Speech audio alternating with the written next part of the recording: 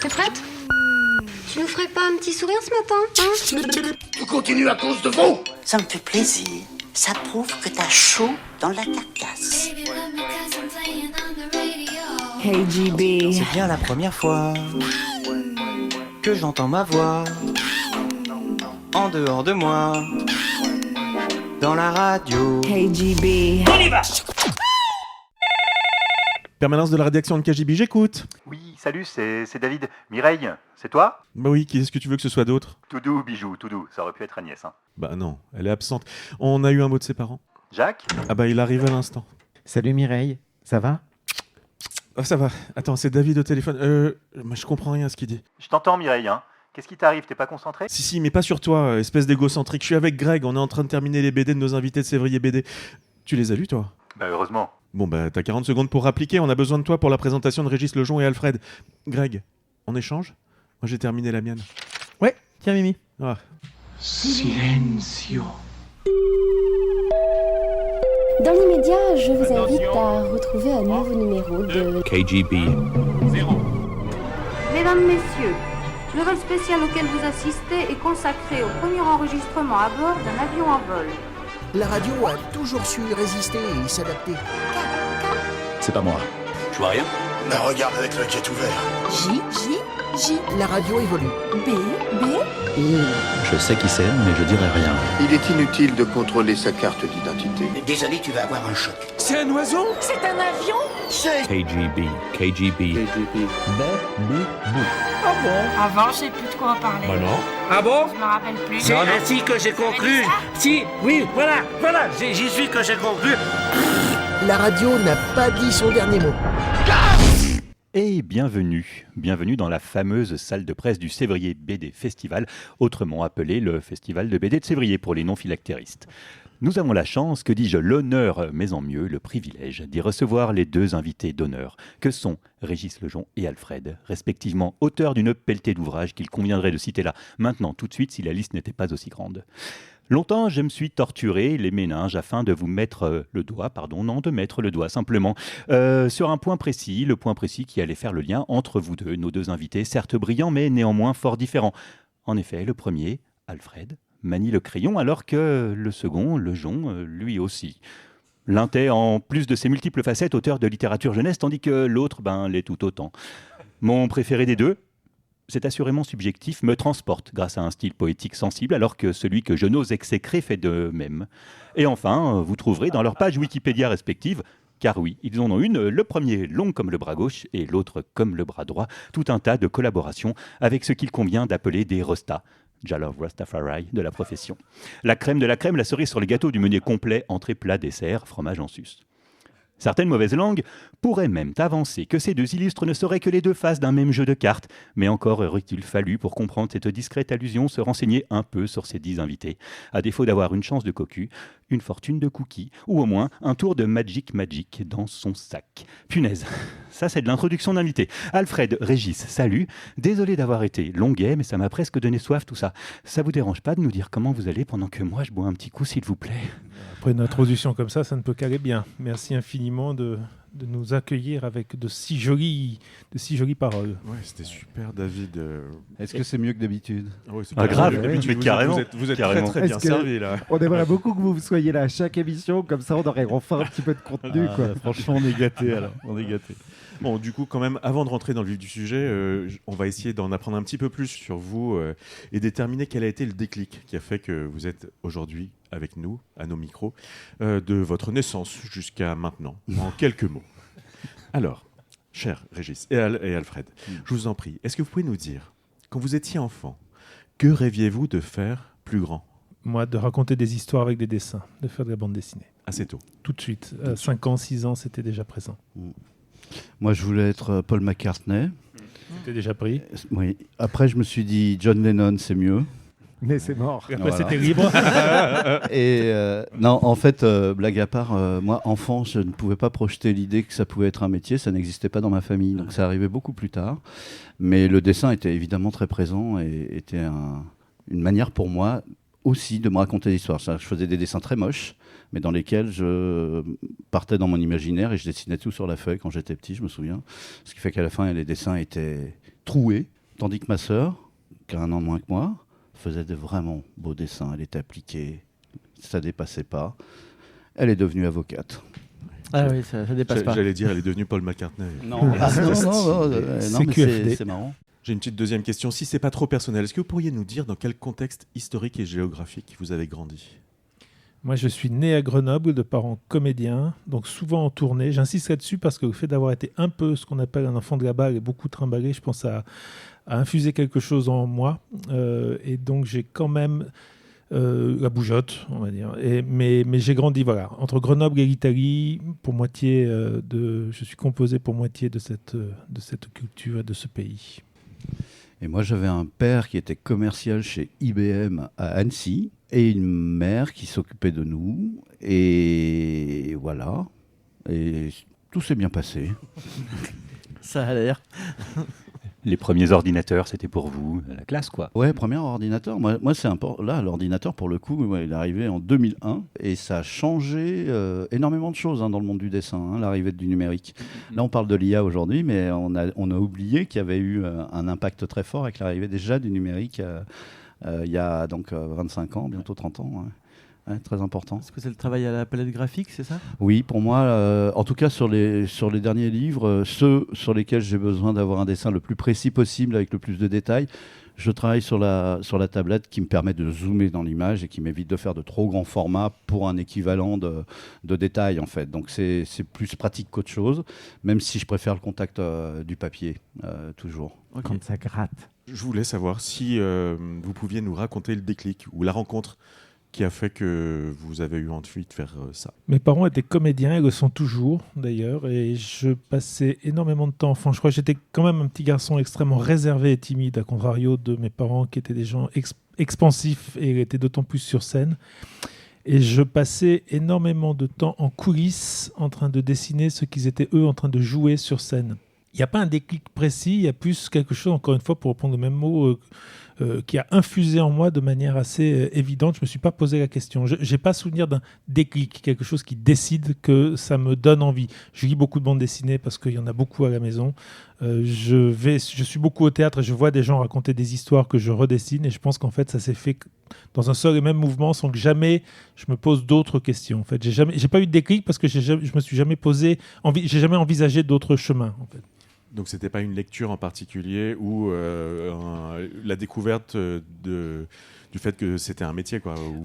Alors, énormément de lectures, mais alors si je dois en citer une en revanche qui a eu un impact important parce que ça fait partie des auteurs que je continue de lire aujourd'hui, ce serait Fred, l'auteur de Philémon, avec plusieurs de ses albums, donc Philémon, mais également Le Petit Cirque. Ça, c'est des livres que je lisais déjà gamin sans tout comprendre forcément. Il y avait une poésie, un onirisme qui me passait un peu parfois au-dessus, mais je sentais bien qu'il y avait d'autres trucs dessous. Et ça fait partie des livres aujourd'hui qu'à 50 ans, je continue de lire. Il n'y a pas une année qui passe sans que je relise pas 3-4 albums de Philémon, que je relise Le Petit Cirque. Ça doit faire partie des albums de bande dessinée que j'ai le plus lu dans ma vie. Parce que justement, il y a un océan entier en dessous. Bien vu. Et toi, Régis ? Alors, moi, le déclic est arrivé tardivement par rapport au métier d'illustrateur, parce que, comme je disais précédemment, d'abord, c'était pas des métiers dans ma famille. J'avais aucun modèle familial. Le discours que j'ai reçu, c'est fait des études sérieuses et tu peux toujours dessiner à côté. Donc, j'ai fait des études absolument pas sérieusement, en dessinant beaucoup à côté, jusqu'au jour où j'ai arrêté ça. J'ai commencé, ma première bonne étoile a été de commencer par la peinture et d'avoir la chance de pouvoir en vendre. Donc, aussi de me prouver à moi-même que je pouvais gagner ma vie comme ça, assez jeune, et ce qui, moi, me permettait de ne pas chercher un autre boulot alimentaire à côté. Et pour ce qui est de l'illustration, je dois ça à une amie très chère qui s'appelle Laurence, qui m'a présenté à un ami très cher à elle qui s'appelle Olivier Douzou, qui est quelqu'un de très connu dans l'édition jeunesse pour avoir créé la collection de livres jeunesse aux éditions du Rouergue. Moi, je le rencontre en 1993, on se fréquente, on devient pote, je le découvre même avant de le rencontrer par son premier album, qui est un album qui s'appelle Jojo Lamache, qui est assez connu aussi. Et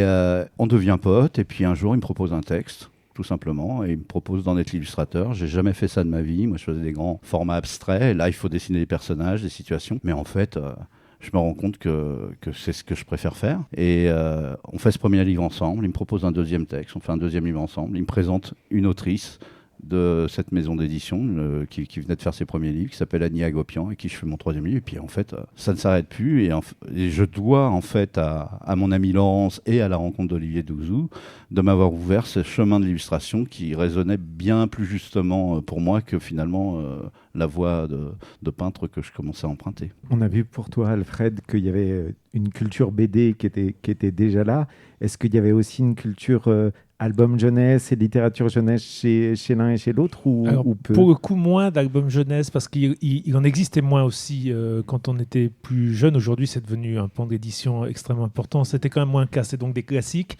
Mes parents étaient des gros lecteurs de bandes dessinées et de journaux de bandes dessinées. Donc Métal Hurlant, Fluide Glacial, Pilote, enfin toutes ces choses à suivre, bien sûr. C'est des trucs qui étaient à la maison et c'était beaucoup ça. Ils achetaient beaucoup de presse et d'albums BD, moins d'albums jeunesse. C'est vrai qu'on en avait. Il y avait les classiques qu'on trouvait à la bibliothèque, mais c'était pas aussi étendu qu'aujourd'hui. Ouais, il y avait Sandac, il y avait tout ça. Voilà, il y avait ces quelques classiques-là qu'on a plus ou moins toutes et tous lus, mais je peux pas là dire éventuellement, oui, il y avait toute une collection ou tout un éditeur. Il y avait les fameux J'aime lire. Voilà, c'était des choses comme ça. Il y avait l'école des loisirs, voilà, il y avait Léo Lioni, il y avait toutes ces choses-là. Voilà. Ouais, moi, chez moi, en fait, il y avait des albums jeunesse, mais qui étaient tellement cucul-arénette que même enfant, je trouvais ça cucul-arénette. Ils étaient bien dessinés, hein, des histoires de petits canetons, des histoires de petits animaux de la ferme, le chaton qui se dispute une pelote de laine, je m'en souviens très bien. Des beaux dessins, en vrai, mais les histoires me plaisaient pas. Donc moi, ce que j'adorais, c'était la BD également. Il y en avait chez moi, les grands classiques, hein, les Tintins, tout ça. Et j'ai été abonné, moi, à l'âge de 7 ans, parce que c'était marqué dessus, au journal de Tintin, parce que c'était de 7 ans à 77 ans. Tout à fait. Ça n'a pas tenu 77 ans, hélas, mais j'ai été abonné jusqu'à la fin. C'est-à-dire que pendant 12 ans, je recevais mon journal tous les samedis. Et ça a alimenté mon goût de l'image, mon envie de dessiner. Ça a été très, très important. Hein. Je crois que c'est un truc qu'on a tous en commun, en fait. On a beaucoup lu de BD, beaucoup vu d'images, qu'on soit dessinateur de BD ou illustrateur, illustratrice. C'est un truc qu'on a en commun. Pif Gadget, aussi grand lecteur de Pif Gadget. Oui, moi, j'étais abonné à Pif Gadget. Placide Museau. T'avais pas vu qu'ils avaient planqué Manara derrière les étagères, tes parents? Parce que moi, les miens, je l'ai découvert plus tard, ça. Ouais, moi aussi, mais il a fallu que j'aille chercher derrière l'étagère. Et pour l'un et pour l'autre, il y a ce biais-là, mais pour toi, il y a eu tout ce rapport au théâtre. Alors moi, je viens du théâtre aussi, donc il y a plein de choses qui me parlent très fort. Mais du coup, le rapport au texte, entre le rapport dessin-texte, il est né tout de suite, il est venu plus tard, il est... Pour ma part, peut-être que c'est le fait de voir mes parents jouer. Je sais qu'on me disait, parce que je ne m'en apercevais pas, que quand je dessinais, je parlais, je faisais les voix. Alors, ce n'était pas toujours forcément pour dire ce que j'étais en train de dessiner, mais il semblerait, puisqu'on me l'a dit à plusieurs reprises, que je faisais parler déjà les personnages au-delà de ce que je mettais dans les bulles. Tu vois, si je pouvais écrire dans une bulle « Bonjour les amis », en fait, moi, je racontais tout le reste, j'en disais visiblement beaucoup plus, un peu plongé dans mon dessin. Donc, le texte, de manière orale, en tout cas, a une place immédiate aussi parce qu'aujourd'hui, je n'écris pas de scénario quand je fais mes livres. Je me les raconte à voix haute. Je prends des notes, mais et mes dialogues et mes scénarios, je me les raconte. En fait, j'ai besoin de les entendre. Donc, je suis tout seul dans mon atelier aujourd'hui, ou quand on était en atelier ensemble avec Régis, c'était des choses que je pouvais faire chez moi, mais je me raconte l'histoire plus que j'ai besoin de l'écrire. Donc, je pense que ça vient encore une fois vraiment du fait d'avoir passé tant de temps à dessiner, mes parents et la compagnie en tout cas, et de me rendre compte qu'une histoire, même si je la dessine, c'est bien si j'y crois un peu, si je l'entends, l'histoire. J'ai besoin de l'entendre, en fait, d'une certaine façon. C'est hyper intéressant. Oui, c'est hyper c'est intéressant. Gentil. Non, mais c'est vrai que c'est hyper intéressant. Mais j'ai trouvé ça gentil. Et en plus, ça m'évoque la temporalité de l'image aussi. C'est le rapport que tu accordes à une image dans le temps de ton histoire. J'avais jamais pensé à ça avant. Comment vous l'abordez, vous?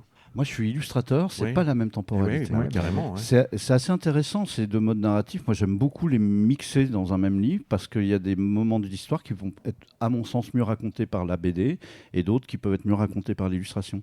L'illustration, elle fige une scène. En la figeant, elle permet à l'illustrateur de la démultiplier, de l'accentuer, de la réduire. Enfin, on a tout un champ possible de représentation, de points de vue, qui passe davantage par l'impact émotionnel, à mon sens, immédiat. Ces images peuvent s'approcher plus d'une logique photographique. La BD, elle, va découper comme tu le disais, de case en case, le temps d'une scène, d'une action. En fait, la bande dessinée, effectivement, pardon, juste raconte un mouvement, donc une temporalité. Là où l'illustration va avoir tendance à figer un instant sur lequel on va demander aux gens de s'arrêter. La bande dessinée, on dessine. D'ailleurs, il y a un truc tout bête. Quand tu fais un mouvement en bande dessinée, tu dessines souvent la fraction de seconde avant le mouvement ou après le mouvement pour donner une sensation de temps, justement. Que tu vois, tu dessines juste avant qu'il jette le javelot ou juste après qu'il ait jeté le javelot. Il y a toujours un truc il y a un truc sur la temporalité pour donner une sensation de il faut aller derrière. Il faut pas s'arrêter, il faut aller derrière. Quoi. D'ailleurs, pour moi, un album est réussi quand les gens me disent je l'ai lu d'une traite. Dans le sens, je me suis pas arrêté. C'est-à-dire, j'ai filé sans même voir le dessin presque. Alors qu'en illustration, on demande justement à ce que les gens se perdent un peu dans le dessin, se laissent absorber par le dessin. Tu peux avoir un effet d'annonce qui va, selon si la personne regarde l'illustration avant de commencer le texte ou pas. Alors, absolument. Ça. Moi, ça me passionne beaucoup. La narration par l'image me passionne profondément, en tant que lecteur et puis en tant que narrateur.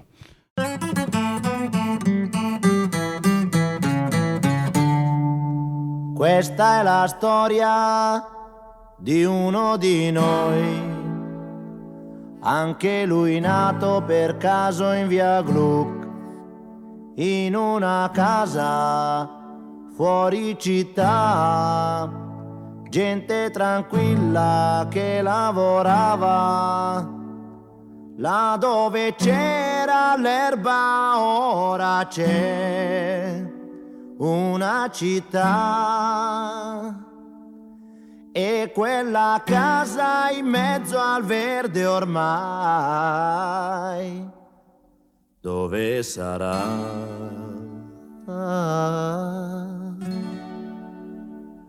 Questo ragazzo della via Glu si divertiva a giocare con me, ma un giorno disse vado in città e lo diceva mentre piangeva.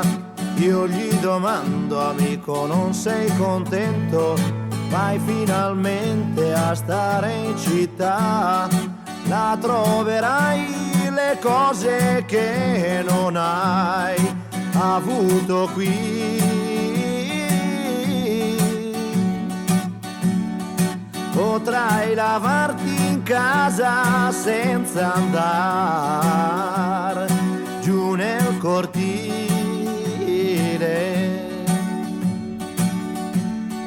Mio caro amico disse qui sono nato e in questa strada ora lascio il mio cuore. Ma come fai a non capire? È una fortuna per voi che restate a piedi nudi a giocare nei prati, mentre là in centro io respiro il cemento. Ma verrà un giorno che ritornerò ancora qui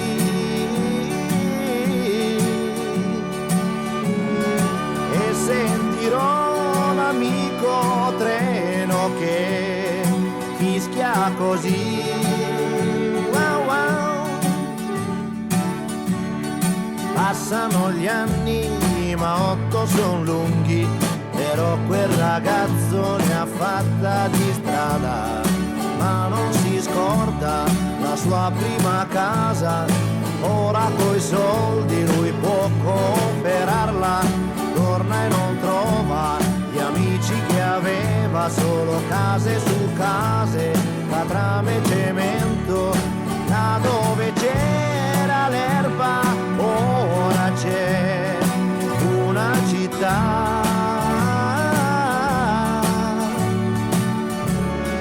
E quella casa in mezzo al verde ormai dove sarà? Yeah, yeah, yeah, yeah, yeah, yeah, hey, yeah, yeah, yeah, yeah, hey, yeah, yeah, hey, non so perché continuano a costruire le case e non lasciano l'erba lasciano l'erba, non lasciano l'erba, e no, e andiamo avanti così, chissà come si farà, chissà, chissà come si farà. C'était Adriano Celentano avec Il ragazzo della Via Gluck, un titre de 1966 empreint de nostalgie évoquant sa jeunesse dans un quartier milanais qu'il avait dû quitter avec ses parents pour cause de réfection du quartier justement. J'ai choisi ce titre d'abord parce que je sais que 90% d'entre vous le siffloteront nonchalamment dès la semaine prochaine, et aussi parce que la période et l'Italie m'évoquaient l'album Come Prima de notre invité Alfred. Super morceau, merci Greg. Et maintenant, sans plus tarder, la chronique de Jacques.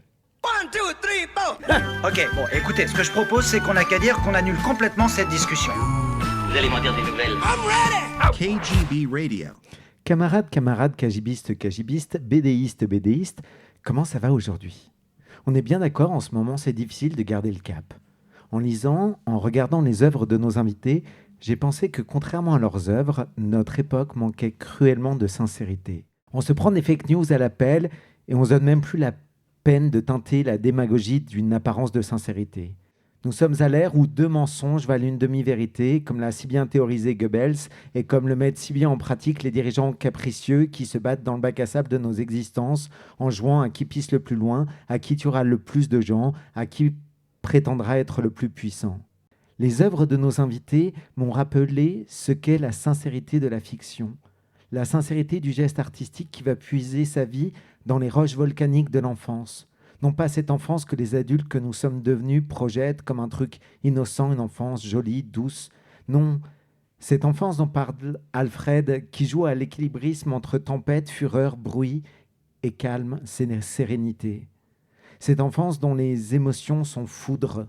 Je crois qu'une part de cette sincérité qui nous manque tant, nous pouvons la retrouver dans les fictions, les gestes artistiques qui sont le prolongement de cette enfance sans filtre où le monde s'engouffre dans les corps par les émotions. Cette sincérité des fictions, que l'histoire soit vraie ou non, cette sincérité qui nous reconnecte, ce truc qui fait que je chiale à chaque fois que j'entends la musique d'Il était une fois la Révolution, que je ris et suis bouleversé en regardant les œuvres de nos invités. Ce pont qui se dresse entre moi et l'autre, moi et ce que je vois, ce pont sans filtre qui fait que je me prends tout dans la gueule. Pour ôter les filtres, il faut avoir confiance. Et c'est cela que la sincérité de la fiction, du geste artistique vient créer, cette confiance. Sincérité de celui, de celle qui raconte, sincérité de celui, celle qui regarde, écoute, et entre les deux, pas de filtre. Alors on se prend dans la gueule la beauté des couchers de soleil, la douleur de celles et ceux qui sont obligés de fuir, la fragilité de notre main quand un enfant, un amoureux ou un chien y glisse sa tête, notre capacité à être bouleversé. Voilà ce que notre époque, folle, en diluant la sincérité dans le mensonge et l'hypocrisie, essaye de foutre en l'air, d'anesthésier notre capacité à être bouleversé. Alors oui, des fois c'est trop et on a besoin de refuge pour ne pas laisser les émotions nous emporter. Mais parfois, nous devrions les laisser nous emporter quand elles nous dictent la colère face à l'injustice, quand elles nous dictent que c'en est trop, ou quand juste on devrait prendre le temps de prendre des nouvelles de l'autre, de l'écouter. Je ne sais pas très bien faire ça, prendre des nouvelles et encore moins en donner. Mais aujourd'hui, prenons le temps, chers camarades, de nous tourner vers l'autre et avec sincérité de lui demander comment il va, ce qu'on pourrait faire pour lui. Amis libanais, libanaises, palestiniens, palestiniennes, iraniens, iraniennes, ukrainiens, ukrainiennes, congolais, congolaises, comment allez-vous aujourd'hui ? Et vous, mes chers camarades, comment ça va ? Que puis-je pour vous ? Essayons d'accepter d'être bouleversés à nouveau par l'autre, par sa sincérité. Acceptons que la colère, que cela fera monter en nous, la colère et la joie, et l'envie folle de liberté et de justice. Nous avons perdu l'habitude de cela, mais heureusement, les fictions, les gestes artistiques sont là pour nous réapprendre. Soyons bouleversés, vous êtes définitivement sur KGB. It's the power to arouse curiosity. Tu dis des bêtises. KGB Radio. Bravo. Bah ouais, t'as vu ça. Très touché. Donc sur cette question de la sincérité dans votre œuvre, de cette chose qui vient effleurer tout le temps et qui, pour moi, est un des trucs qui est vraiment pourvoyeur d'émotions. C'est une question que vous vous posez, vous, quand est-ce que vous savez qu'un jeu de dessin est juste et faux? Alors ça, c'est intéressant. Savoir à quel moment un dessin sonne juste, c'est quelque chose qui n'est pas évident. C'est vraiment de l'ordre du ressenti. Il y a toujours un moment... Alors, je cite régulièrement cette phrase de Lewis Trondheim qui m'avait dit un jour dans un taxi... où on se posait la question de à quel moment on sait si un dessin justement sonne juste ou pas, et il me disait, moi je me pose toujours cette question, si quand je regarde le dessin je me dis bon ça passe, c'est que ça passe pas, donc c'est pas, ça peut être ça, voilà. Après il y a moi par rapport à la sincérité, alors, je sais il y a plein de choses à mettre derrière ce mot là, mais j'ai quand même un truc qui est que souvent je m'adresse à quelqu'un en faisant un dessin, en faisant une histoire, en écrivant un dialogue, je m'adresse dans ma tête à quelqu'un en particulier, et je me rends compte que je n'écris pas de la même façon, je n'emploierai pas les mêmes mots si je décide que dans ma tête, je suis en train de parler à ma fille pour une scène qui n'aura absolument rien à voir avec elle dans le bouquin, c'est pas la question. Mais je ne vais pas employer les mêmes mots que si je me disais ce sont deux personnages qui dialoguent. Donc je sais pas si ça répond complètement à la question. T'as besoin que cette adresse soit incarnée. En tout cas, il y a des moments où je sens que là, si je veux que ce soit incarné par quelque chose d'un peu sincère, il faut pas que je me dise ce sont deux personnages et je raconte une histoire un peu, je suis un peu en retrait de ces personnages. Il faut que je m'implique, que je sois à l'intérieur des deux personnages. Et la façon que j'ai de le faire, c'est de me dire, ok, là c'est pas Fabio et Giovanni, mais c'est moi et mon frère.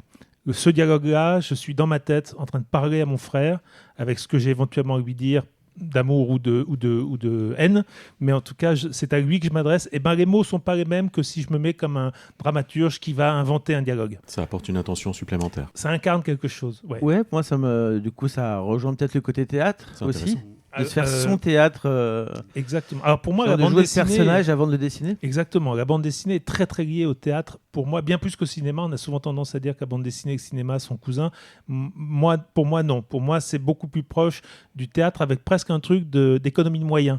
La bande dessinée, tu as un crayon, un papier, et tu essayes de faire vivre quelque chose. Au théâtre, tu as une personne, un être humain qui est sur une scène avec un tabouret, et il faut qu'il te fasse croire à un moment que le tabouret c'est une Fiat 500, et il y a une convention avec le public qui dit que si là c'est bon, le public sera ok pour dire que là le type est assis dans une Fiat 500.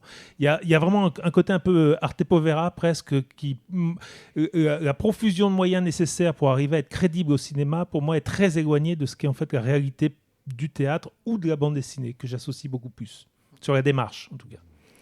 Et pour toi, la question de la sincérité, ça te parle ? C'est intéressant parce que c'est assez proche.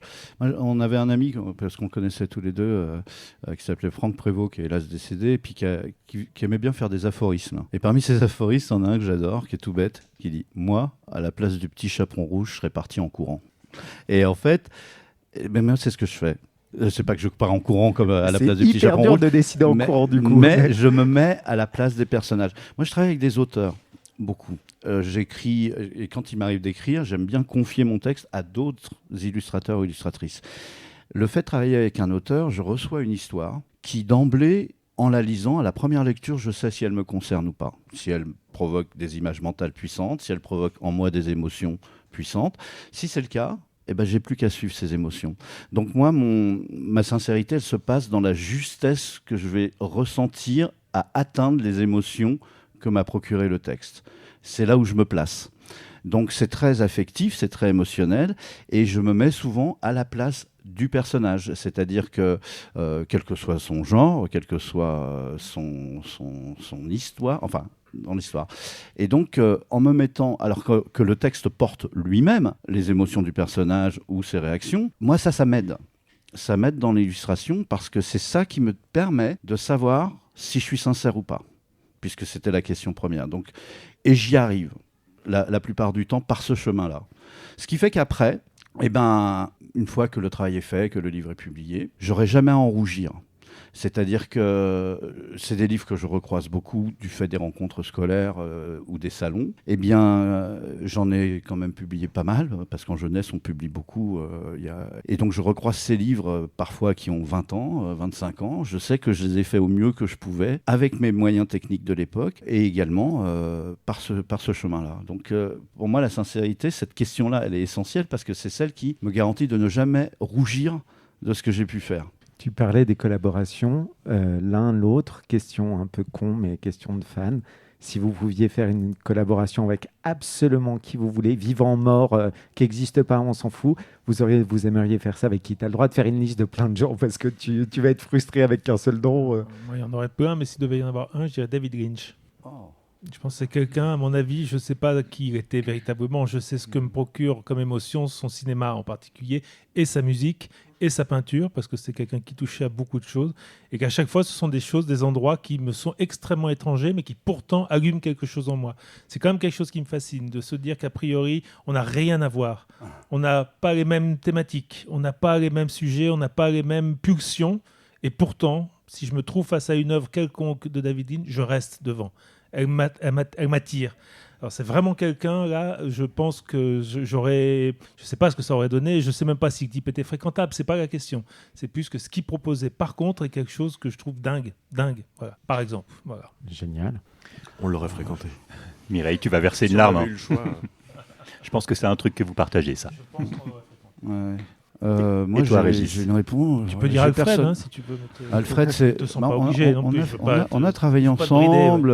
La déception était énorme, mais c'est vrai que du coup. Non, moi, je suis plus embêté avec ça parce que j'ai très peu. Je suis embêté pour une raison très simple en fait, c'est que les œuvres que j'aime, quelles qu'elles soient, par exemple, moi, je n'arrive pas à me transposer en me disant mais qu'aurais-je pu qu'est-ce que j'aurais aimé faire ça? Mais non, en fait, j'aime ce qui est. Et donc, j'ai pas tellement de rêves comme ça. J'ai eu la chance d'illustrer le roman de James Barrie, Peter Pan, par exemple. Et ben, j'ai l'impression d'avoir travaillé avec Barrie, en fait. Alors que, évidemment, je l'ai pas rencontré, on n'est pas du même siècle, de la même époque, etc. Mais pour autant, le fait de rentrer dans cette œuvre, et ça, c'est vraiment un voyage littéraire qui m'a été permis, qui a été extraordinaire pour moi. Qui a été un sacré travail. On était encore en atelier ensemble. Donc non, je n'ai pas de réponse comme ça, spontanée. Non. Moi non plus, j'ai dit n'importe quoi. Hein. J'ai jamais vu un film de... Non, mais je déconne. J'ai failli douter. Je déconne. Mais ça aurait été Lynch ou Fellini pour ma part. Ouais. T'as presque été crédible en nous parlant de Lynch, finalement. La sincérité, toujours. Et c'est toujours payant. Ouais. Je m'adressais à quelqu'un d'autre et ça... J'ai une question pour revenir, si je peux permettre, sur la question précédente. Moi, je l'ai raté. Quand tu connectes avec un texte soumis par un auteur, après, ça te prend combien de temps avant de dire d'avoir le déclic visuel? Est-ce que c'est immédiat? Ça sort? J'écoutais une interview de David Gilmour pour Pink Floyd qui disait les solos, je les écris pas. Il peut se passer 3 semaines, 1 mois, puis d'un seul coup, je suis en train de manger une blanquette et il va falloir que j'aille en studio tout de suite parce que c'est là, je l'ai et ça sort. Est-ce que c'est à peu près ce genre de... On va sûrement avoir des réponses différentes. Moi, à la première lecture du texte, je le sais. Il y a des images. Et les images, c'est justement...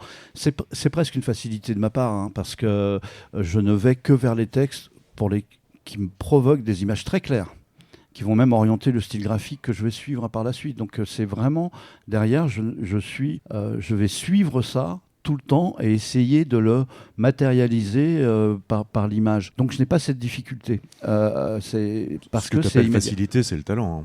Hein. Non.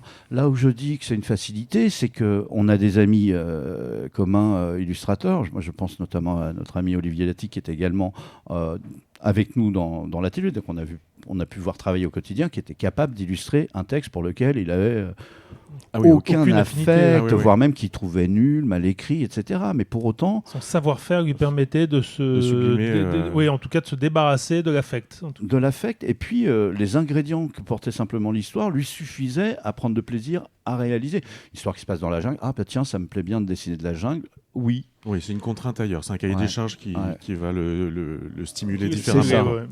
Or moi, si je suis pas pleinement embarqué, ému et marqué par le texte, je n'y vais pas. J'y vais pas. Ok. La suite, c'est un classique, lui aussi issu des 60s, la version hendrixienne d'All Along the Watchtower, initialement écrite et interprétée par Bob Dylan, titre mettant en scène les paroles de 2 $, au pied d'un mirador.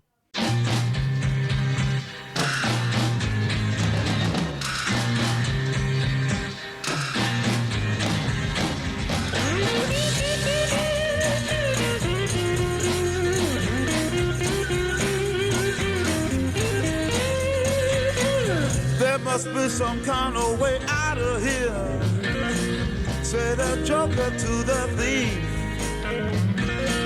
There's too much confusion can't get no relief. Businessman there, drink my wine. Plowman, dig my earth. None will level on the mine. Nobody of it is worth. Hey.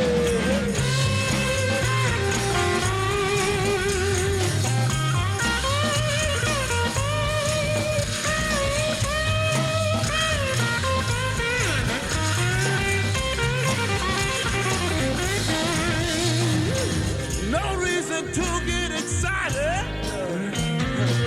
The baby kind is full. There are many here among us who feel that life is but a joke. But you and I, we've been through that, and this is not our fate. So let us not talk falsely now. The hour's getting late. Hey!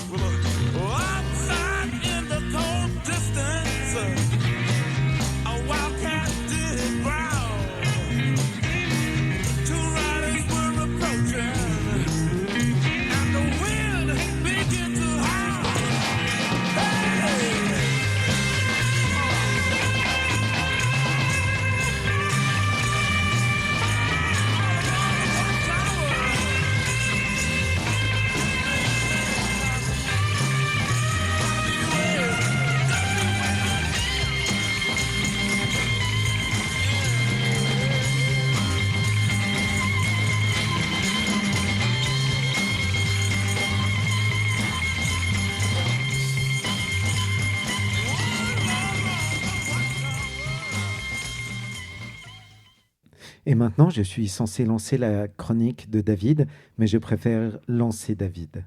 1, 2, 3, 4. Je pense là depuis des années. Et encore sans compter les jours fériés. Ça va, ça bosse dur? Non. I'm ready. KGB Radio. Et voilà.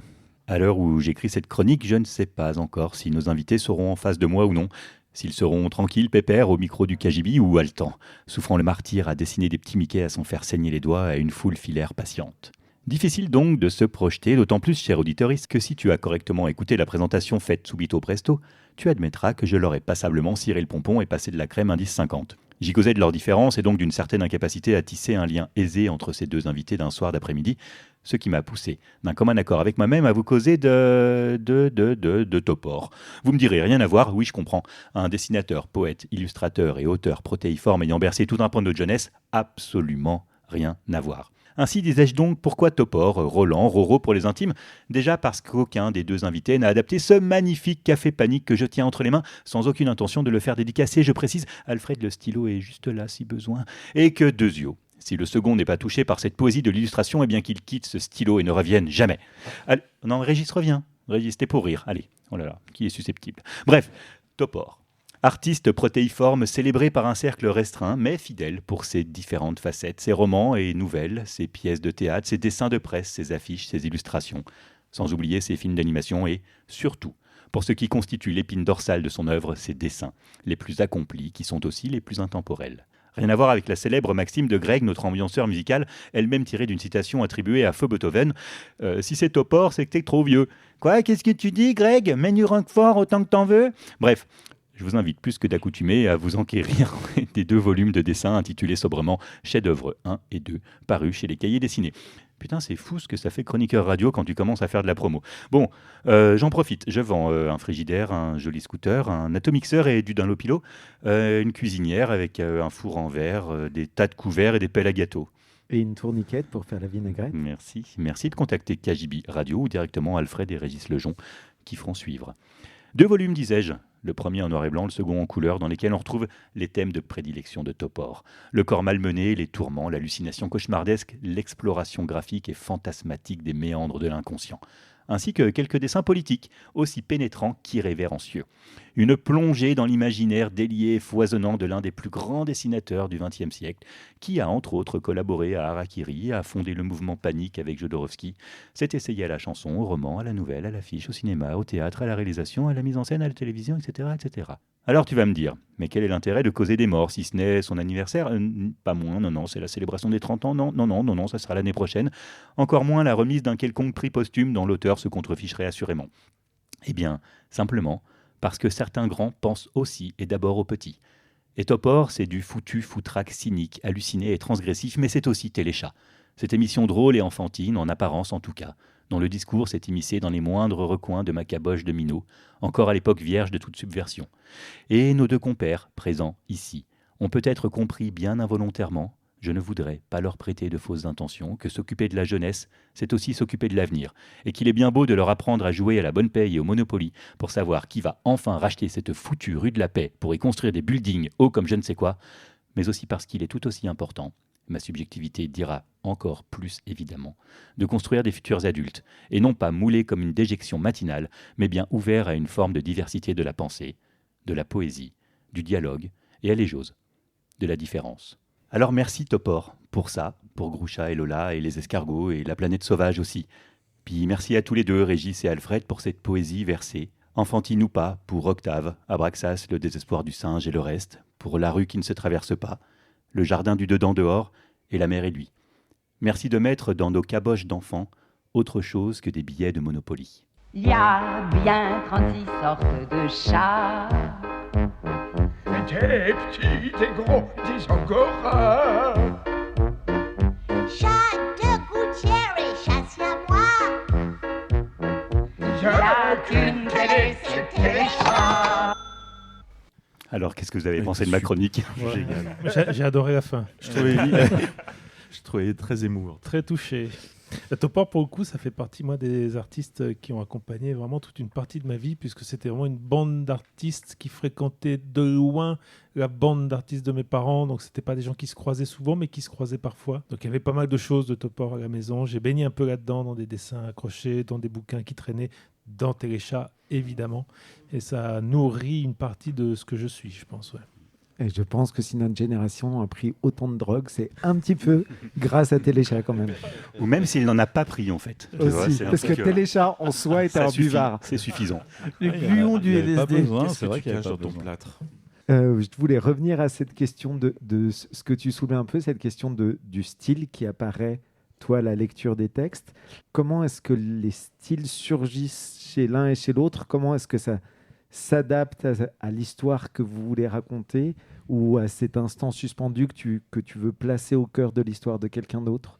Alors pour le coup, effectivement, il y a quelque chose d'assez instinctif qui va être un peu difficile à décortiquer, mais j'ai la sensation que chaque récit et donc chaque livre a sa grammaire personnelle, graphique, rythmique. Il y a quelque chose qui ne fonctionnerait pas sur tel ou tel récit de la même façon. Il m'arrive d'ailleurs régulièrement de commencer un livre dans un registre, puis au bout de 5-6 pages, de me rendre compte que c'est pas comme ça que je dois dessiner ce livre, ça ne marchera pas. Je dis pas que le livre sera meilleur ou moins bon, je dis juste qu'il sera plus juste si je le dessine autrement. Et il m'est régulièrement arrivé de faire des pages que je mettais à la poubelle pour recommencer dans un autre, avec d'autres outils, sur un autre découpage. Donc ça, c'est quelque chose que j'aurais par contre du mal à expliquer de manière un peu mathématique. C'est-à-dire, il y a vraiment là, pour le coup, un truc de l'ordre de l'instinct. Tu lis un texte, tu sens des images ou tu pressens des images, tu commences, tu te rends compte en faisant que c'est pas tout à fait ça, c'est pas exactement là qu'il te semble falloir aller, et tu reprends dans quelque chose fort de ce que tu viens de mettre un peu en place là, tu pars dans une direction qui semble plus juste.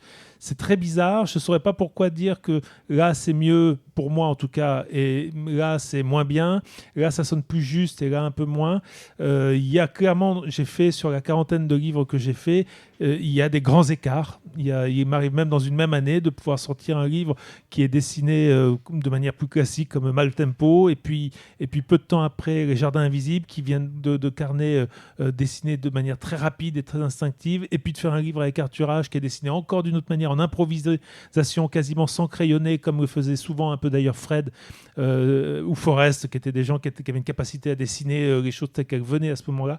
Et les trois livres n'ont strictement rien à voir les uns avec les autres, pourraient être faits de trois mains différentes. Pourtant, moi, je me vois à l'intérieur de chacun.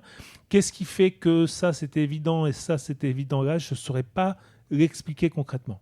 C'est comme si c'était des langues cousines, mais qu'il fallait trouver la bonne pour que ça résonne. Il y a un truc de vocabulaire, ouais. Il y a un truc du vocabulaire, d'une musique, très juste, ouais, d'une musique, et ouais, la langue, c'est joli comme image. Il y a un truc, ouais, de la musique et du vocabulaire graphique. Et en termes de perception par le public ou par les maisons d'édition, est-ce que il y a quelque chose qui est évoqué justement sur cette diversité de styles, dire ah ben non, on vous reconnaît pas ou Moi jamais. Alors j'ai la chance d'avoir eu très tôt des éditeurs, en l'occurrence en particulier les éditions Delcourt, qui m'a accompagné dans mes grands écarts. C'est-à-dire que je faisais Abraxas, je démarrais avec ça, ou avec la Digue et Abraxas, qui était un registre un peu marqué, un peu une espèce de fantaisie gothique. Et puis derrière, j'allais faire Octave, qui était pour les enfants, et il était OK pour les deux.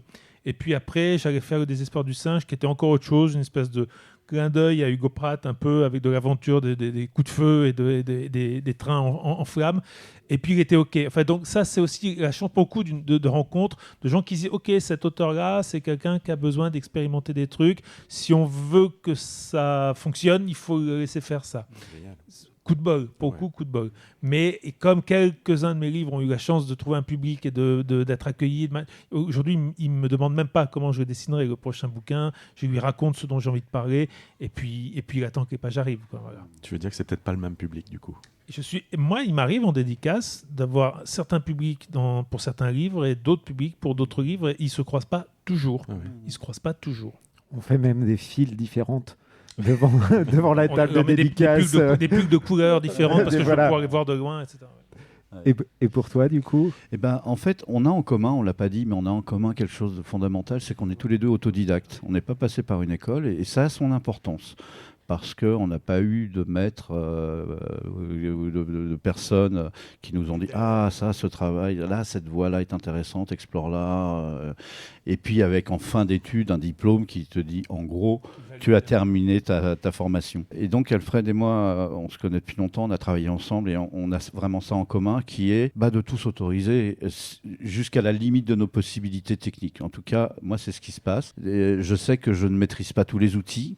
Je les ai tous essayés et il y en a avec lesquels je m'en sors plutôt bien et puis d'autres qui ne me conviennent pas, donc ça j'ai appris à le maîtriser au fil des livres.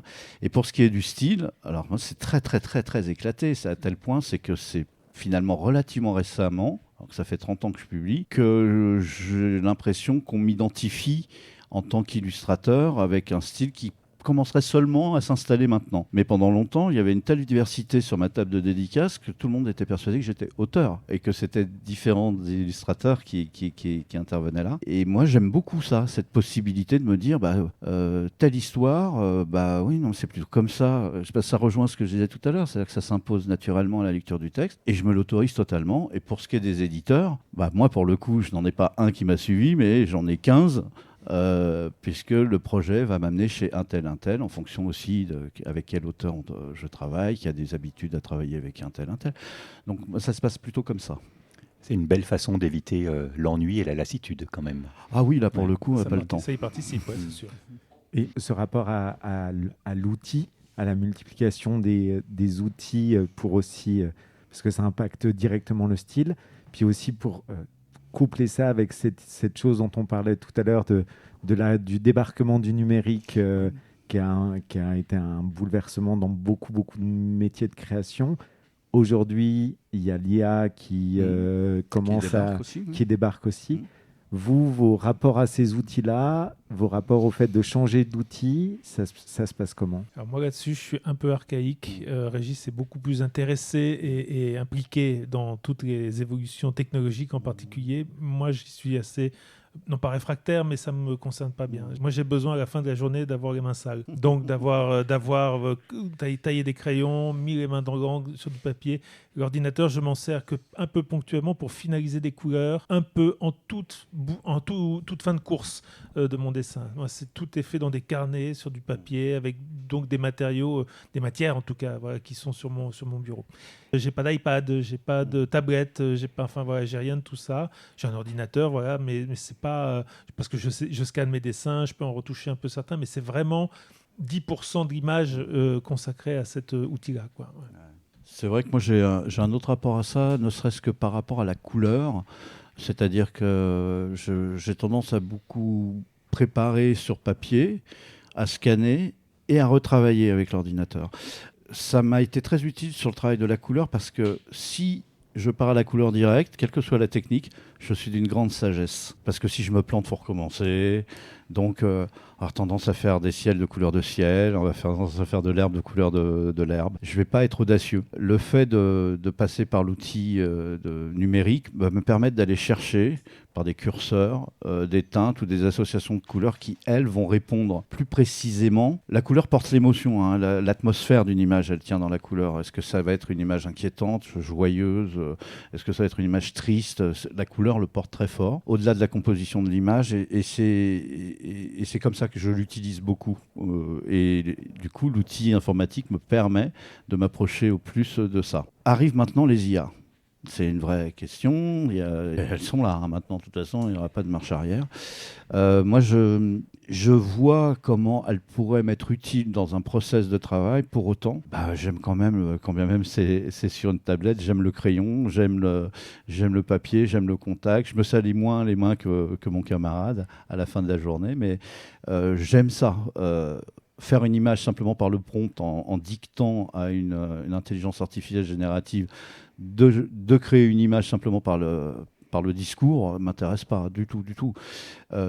Pour autant, il va se produire, ça j'en suis persuadé, avec ce nouvel outil, ce qui s'est produit quand est arrivé le numérique, c'est-à-dire une nouvelle génération de dessinateurs, d'illustrateurs, qui, juste pour revenir, quand est arrivé Photoshop, Illustrator et l'outil numérique, dans mon domaine de l'illustration, on a vu fleurir de nouveaux illustrateurs qui venaient plutôt du graphisme, qui avaient un sens de la construction d'images, mais qui étaient des billes en termes de dessin au crayon, qui ne savaient pas dessiner au crayon, mais qui savaient construire des images. Là, on passe à un rang supplémentaire où non seulement on ne sait pas forcément utiliser Photoshop, les outils numériques précédents, ni le crayon, mais peut-être, et je n'ai aucun doute, qu'il y a des gens qui auront une culture graphique suffisante qui leur permettra de réaliser simplement par l'outil numérique de belles œuvres. Ça va représenter quoi ? Un tout petit pourcentage sur toute la daube qui va être produite avec ça. Mais en réalité, ça va exister. Il ne faut pas se faire d'illusions. À titre personnel, l'IA, est-ce qu'elle trouvera une place dans mon process de création ou pas ? Honnêtement, oui, peut-être, sur un livre, sur un sujet, peut-être, ou non. En tout cas, ça m'inquiète pas. Pour terminer cette playlist KGBienne du jour, je m'octroie le droit de passer un morceau du dernier album d'un artiste que j'adore, que l'on n'écoute jamais assez et que je vous recommande plus que chaudement d'aller voir sur scène si vous en avez l'occasion. Par The Divine Comedy, voici donc Achilles.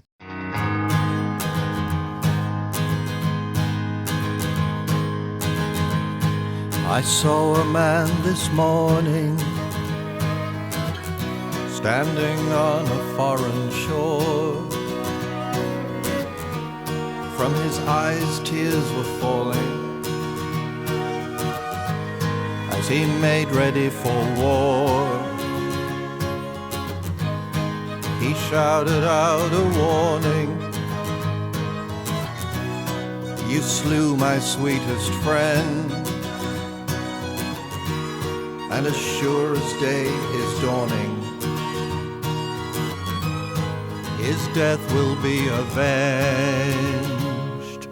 Was it so hard to die, Achilles, so very hard to die? You know and I know not, Achilles, so much the happier I. You breached the walls of Troy, Achilles, slaughtered 1,000 men.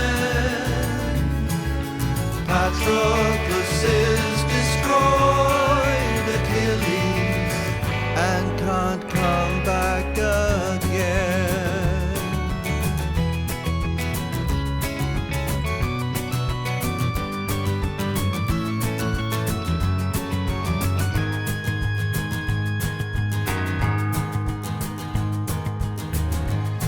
I saw a man this morning trudging through a muddy field. From the sky a shell was falling, with his name scratched in the steel. Lend him your shield, Achilles. Ask the gods to be his guide. All he has is a Shropshire lad, with this poem scrawled inside. Look to the starry skies, Achilles. Look to the silver sea. They do not live or die, Achilles, and neither do we. I saw a man this morning. He was turning 53, and his pampered mind was turning to thoughts of mortality. One day I will be nothing. Think how funny that will feel. For we, the living, death is the Achilles heel.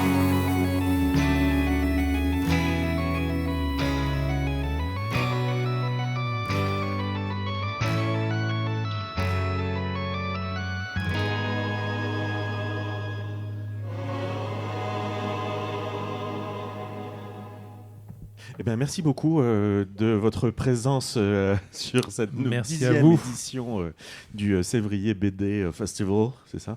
Oui, c'est comme ça. Je voulais vous demander, est-ce que vous avez un petit mot, quelque chose? Qu'est-ce qu'on peut vous souhaiter pour... Nous souhaiter ou souhaiter à tout le monde? Souhaitez-vous ou souhaitez au monde la paix dans le monde, par exemple? Alors, moi, me souhaiter, ce qu'on peut me souhaiter, c'est de... C'est quoi, moi? Ce qu'on peut me souhaiter, ce que j'espère, c'est garder du désir. Et le souhaiter au plus de gens possible. Ouais, c'est bien. Oh là là, moi, la liste est tellement longue de ce que je voudrais qu'on me souhaite. D'avoir du hachis parmentier au repas ce soir. Oui, par exemple. Non, je vais plutôt inverser le truc. Moi, je vais souhaiter plutôt à ce salon de Sévrier BD de durer le plus longtemps possible, parce que honnêtement, on y passe un bon moment. Et bon, moi, il me touche d'autant plus que je suis originaire du coin. Donc, venir ici, ça m'enchante et ça me bouleverse aussi un peu, quoi. Donc, longue vie à Sévrier BD. Le présent, le passé, le futur. Ouais, exact. Longue vie au bouleversement. Chers amis, Régis, Alfred, merci infiniment de votre présence. Merci au Sévrier BD Festival, c'est comme ça qu'on dit ? C'est comme ça qu'on dit, de nous avoir accueillis une fois de plus. Merci pour ces bouleversements, merci pour tout le reste, merci à toutes les radios qui nous diffusent, rediffusent, Radio Clandé, Radio Spoutnik, Radio Elébor, Radio Semnoz, Radio qui j'oublie, Radio Alto. Merci à vous tous, merci chers auditeuristes de nous écouter et de laisser grande ouverte vos âmes pour y foutre notre bordel. Des bisous, à bientôt. Agnès, reviens. C'est parti. Alors pour faire de la radio, on utilise des ondes électromagnétiques. J'aime bien la radio. Mais tout de suite, je laisse la parole à Didier pour une petite précision. Allez tout le monde, tout va bien, vous pouvez sortir. Reprenons la fiesta. Qu'est-ce que tu proposes? Je vais mettre la radio. KGB Radio. KGB Radio. KGB Radio. KGB Radio. KGB Radio. KGB Radio.